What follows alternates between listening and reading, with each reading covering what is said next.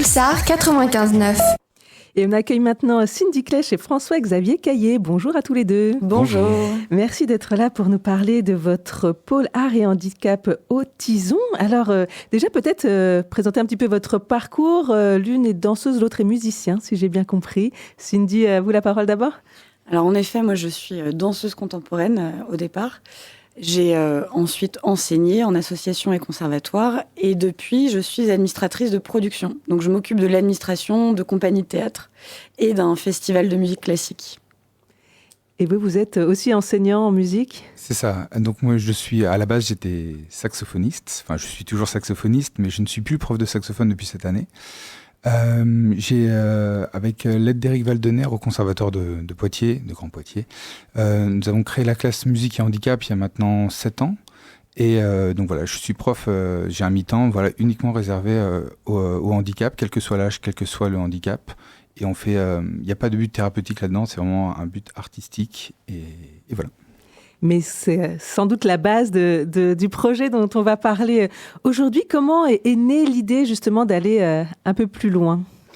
Eh bien, en fait, en travaillant avec toutes les équipes, c'est-à-dire que les équipes qui accompagnent les groupes qui viennent, que ce soit des éducateurs spécialisés ou alors des équipes, des gens qui sont plus basés sur tout ce qui peut être psychomotricien, ergothérapeute, etc. On s'est rendu compte qu'on travaillait sur des objectifs qui étaient similaires, mais avec des outils qui étaient différents. Et donc, on pouvait chercher vraiment à aller plus loin là-dedans et évidemment ne pas utiliser que la musique comme vecteur artistique pour on va dire un développement personnel. Enfin, moi je considère vraiment la musique comme un outil magnifique pour du développement personnel, même si il va bien au-delà de ça. Mais en tout cas à ce niveau-là, dans l'éducation, que ce soit chez des enfants quels qu'ils soient, je veux dire qu'ils soient en situation de handicap ou non. Et ça permet en fait de développer énormément de choses et d'aller beaucoup plus loin. Et il est évident que si on multiplie les arts, on multiplie les apprentissages et on veut créer une porosité entre en gros le médical et l'artistique. Et donc l'association Pôle Art et Handicap est née ? Ça y est, elle est née en février 2023. En fait, c'est vrai que le pôle du Tison, donc, c'est une opportunité. On est tombé sur cet espace qui est situé à l'arrière en fait, de la guinguette Pictave, donc vraiment à l'îlot Tison. Et on s'est dit que ce serait une super idée de vraiment intégrer le handicap en plein centre-ville et pas à la périphérie vraiment de la ville, à un endroit festif, familial, pour qu'il y ait vraiment une inclusion qui soit totale. Et c'est vrai que le pôle du Tison, c'est un lieu donc, qui va ouvrir là en septembre 2025 et qui pourra accueillir 300 personnes en situation de handicap et qui pourra donc bénéficier de nos cours de musique, chant, danse, théâtre, yoga et aussi de nos rendez-vous médicaux. C'est vraiment la spécificité du projet, c'est qu'il y a les 2 services qui sont proposés. Donc dans un premier temps, on veut créer une porosité entre ces corps de métier, mais dans un second temps, ça va vraiment être en capacité de créer peut-être des contenus ensemble, parce qu'on le voit finalement ce que font les éducateurs spécialisés, ce que font les ergothérapeutes et ce que font les artistes bénéficient aux personnes en situation de handicap et il manque en fait ce lien de partage d'expertise et c'est vrai qu'on veut vraiment créer un pôle ressources qui permette cela. Et à terme, nous créerons vraiment des cours inclusifs où vous aurez des personnes dites ordinaires et des personnes en situation de handicap qui partageront en fait les mêmes cours. C'est vraiment un projet par étapes. Et quand on dit handicap, on vise quel type de handicap ? Tout, dans le sens où, moi, dans ma manière de travailler, dans l'état d'esprit global qui va être celui de l'ensemble des intervenants, c'est pas plus compliqué de travailler avec quelqu'un qu'avec quelqu'un d'autre en fait, quel que soit le handicap, quel que soit l'âge, faut juste comprendre les clés. Et faut juste en fait parfois un petit peu plus de patience, mais ça va, c'est pas, enfin vraiment moi c'est mon sentiment, c'est que c'est pas plus compliqué, c'est que il faut rentrer dans la temporalité de la personne et pas dans une temporalité on va dire avec une obligation de résultat sur un temps donné. Non, c'est on travaille avec la personne, avec sa manière de travailler, faut comprendre les clés et après on avance tous ensemble. Finalement en fait ce que François-Xavier explique, c'est que ce qu'on développe comme intention, c'est finalement de la pédagogie dont on parle. C'est être vraiment dans un temps présent avec l'autre et d'être dans cette relation très honnête, très humble. Et le public, en fait, n'est pas si différent tant qu'on garde à l'esprit cet état d'éveil. Donc ça peut être des handicaps moteurs, sensoriels. Vous allez pouvoir les accompagner. Et vous-même, vous êtes formé, vous allez vous former entre les thérapeutes et les artistes. Comment ça va se passer tout ça ? Alors, moi, j'ai été formé par Laurent Lebouteiller, qui était un monsieur qui travaillait au conservatoire de Caen et aujourd'hui qui travaille dans d'autres structures comme formateur sur tout ce qui est musique et handicap. Je suis également formateur maintenant sur tout ce qui est les musiques et handicap. J'ai formé des conservatoires, des écoles de musique. Après, on continue toujours à se former parce qu'à force de rencontres, on finit toujours par rencontrer des gens qui ont développé d'autres outils, d'autres manières de penser et même je suis en construction permanente avec, par exemple, les éducs. Quand on travaille ensemble avec un élève, on va créer de nouveaux outils en permanence. Donc ça c'est hyper intéressant. Et après, nous au pôle, on aimerait vraiment organiser une espèce d'intelligence collective. Donc pour le coup, ça ressemble exactement à ce que tu disais tout à l'heure via Pop Incube. C'est le fait de réfléchir ensemble pour toujours aller plus loin et s'ouvrir en fait. Le problème, c'est les carcans qui sont parfois liés à nos différents cours de métier, nos enseignements et parfois aux peurs qu'on peut avoir d'aller expérimenter d'autres choses. Là, en multipliant les compétences, il est évident qu'on apporte beaucoup plus de matière et qu'on va tous s'ouvrir et aller plus loin.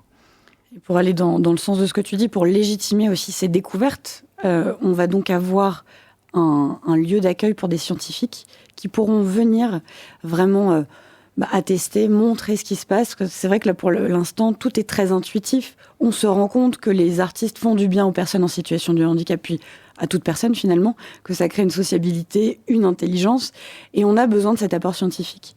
Et du coup, le projet aussi va pouvoir permettre cela. Et pour nous, c'est très très important. Et alors, justement, l'accompagnement dont vous avez bénéficié, quelles sont les différentes étapes que vous avez déjà franchies et qu'il va falloir encore franchir ? Alors, on a le lieu. Les travaux vont démarrer sous peu. On a réuni pas mal de financements. Il en manque encore. Là, justement, on a une campagne de dons pour permettre de financer une partie des instruments de musique. Donc, qui est sur Hello Asso, d'ailleurs, si vous tapez pauledutison.com. Et on a une campagne de dons assez originale, c'est qu'on part courir dans le désert jordanien pour prouver notre engagement aussi et donner un petit peu de relief à cette campagne et au projet. Donc on en est là. On a réuni autour de la table 7 sur 10 professeurs, donc tous formés au handicap et donc qui vont officier en danse, musique, théâtre, chant, conte, etc. En marqueterie aussi. On va travailler avec quelqu'un des usines nouvelles. On a 3 sur 5 des cabinets qui sont remplis. On fait un appel parce qu'on cherche un ou une psychomotricien, motricienne. Et ergothérapeute. Et ergothérapeute, voilà. On cherche encore ces 2 professions. Et on en est là. Les travaux vont démarrer. Au niveau politique, on est extrêmement soutenu. On a obtenu le prix de l'ESS de Grand Poitiers. On a été financé par la Sorégie. On est incubé par Pop Incube. Et ça nous a donné énormément de force et d'expertise sur des outils d'intelligence collective. Et puis, en effet, de gestion de projet, en fait, sur des plans budgétaires et de méthodologie. Donc, on en est là. Le projet va bien, il suit vraiment un calendrier vraiment positif en fait. Il n'y a plus qu'à. Là, on a hâte que les travaux démarrent et on a hâte d'ouvrir en septembre. Ouais, l'objectif c'est septembre et pour l'instant le calendrier est tenu. En croisant les doigts avec les travaux, on sait toujours que voilà, il y a... 300 personnes que vous souhaitez accueillir, c'est un objectif ambitieux, c'est à court, moyen, long terme ? Alors, en fait... En bas, il y a des étages différents. Il y aura un étage vraiment pour tout ce qui est les pratiques, on va dire, ergo, etc. Et en bas, on a 2 salles qui peuvent servir aux ateliers et avec en plus un mur mobile de manière à créer une grande salle aussi. Et en fait, en gros, on a fait une moyenne par rapport à l'expertise que moi je peux avoir, c'est-à-dire que avoir un cours avec trop peu de personnes, quand il y en a une qui est un petit peu moins présente, si ça, en fait, très vite, on tourne un petit peu en rond. Donc, un minimum de 4-5 personnes, c'est bien, et un maximum de 8, c'est souvent bien aussi. Donc, en faisant les moyennes de ça fait que si on compte l'ensemble des cours sur un temps réparti par semaine, ça fait à peu près ça, quoi. Parce qu'en fait, très concrètement, on a 2 salles artistiques. On aura 5 heures de cours par jour, du lundi au vendredi. Donc, sur 2 salles, ça fait 25 heures, ça fait 50 heures Donc c'est assez énorme. Mais les cours sont déjà pratiquement remplis. C'est vrai que c'est un projet qui est très attendu. Et dans un premier temps, on va travailler avec les structures d'accueil de personnes en situation de handicap. Petit à petit, on va l'ouvrir aux familles. Et du coup, à des cours inclusifs aussi. Oui, j'allais vous demander, c'est ça, qui sont, entre guillemets, vos clients? C'est ça, c'est d'abord les structures médico-sociales, et puis ensuite, ce sera directement les particuliers? C'est ça. Il y a des foyers d'accueil, il y a des IME, avec lesquels François-Xavier a déjà travaillé depuis de nombreuses années. Il y a à peu près une trentaine là, de partenaires identifiés. Dès qu'on leur parle du projet, ils ont hâte que ça ouvre, au contraire. Puis c'est vraiment, entre guillemets, en proposant un catalogue d'activités artistiques différentes. Donc il y a des programmes, un peu d'activités à travailler ensemble. Et puis, pour un trajet, on aura l'accessibilité à un rendez-vous médical et à des cours artistiques. Pour eux, c'est énorme. C'est vrai qu'en fait, ça, c'est un truc qui revient souvent, c'est qu'il y a parfois un turnover au sein des éducateurs. Et puis, par exemple, quand une personne est malade ou ci ou ça, très vite, en fait, faut tout modifier au niveau de l'organisation. Et malheureusement, les cours artistiques ou autres, ça va être les premières choses qui vont être annulées parce que c'est logique, on va favoriser tout ce qui va être rendez-vous médicaux. Mais à chaque fois qu'il faut emmener quelqu'un, c'est un éduc, un chauffeur, la personne ou les personnes concernées, un véhicule, etc.